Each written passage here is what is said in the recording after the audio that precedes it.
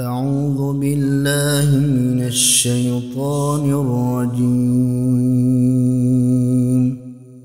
بسم الله الرحمن الرحيم.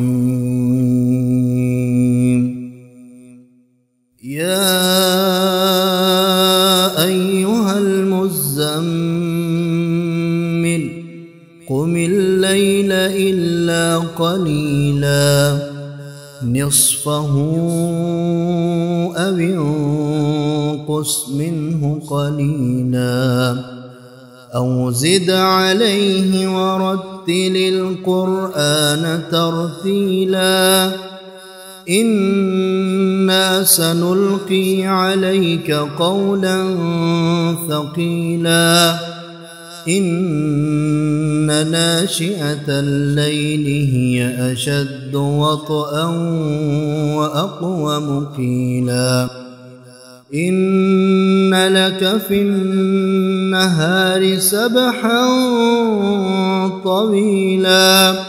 واذكر اسم ربك وتبتل إليه تبتيلا رب المشرق والمغرب لا إله إلا هو فاتخذه وكيلا واصبر على ما يقولون واهجرهم هجرا جميلا وذرني والمكذبين أولي النعمة ومهلهم قليلا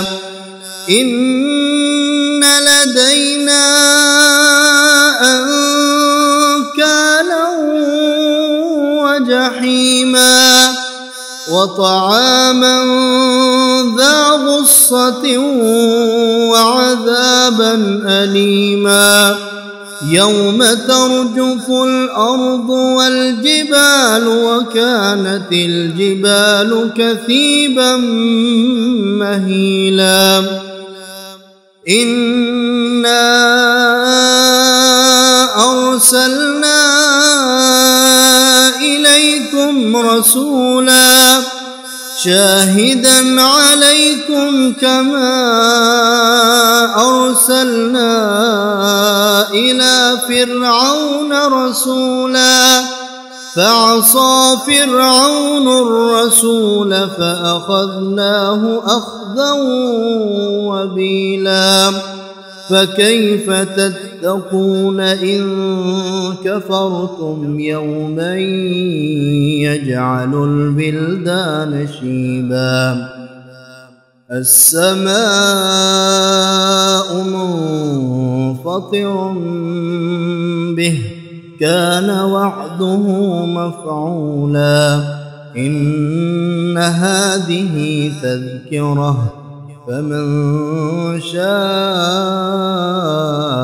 اتخذ إلى ربه سبيلا إن ربك يعلم أنك تقوم أدنى من ثلثي الليل ونصفه وثلثه وطائفة من الذين معك والله يقدر الليل والنهار علم أن لن تحصوه فتاب عليكم فاقرؤوا ما تيسر من القرآن علم أن سيكون منكم مرضى وآخرون يضربون في الأرض يبتغون من فضل الله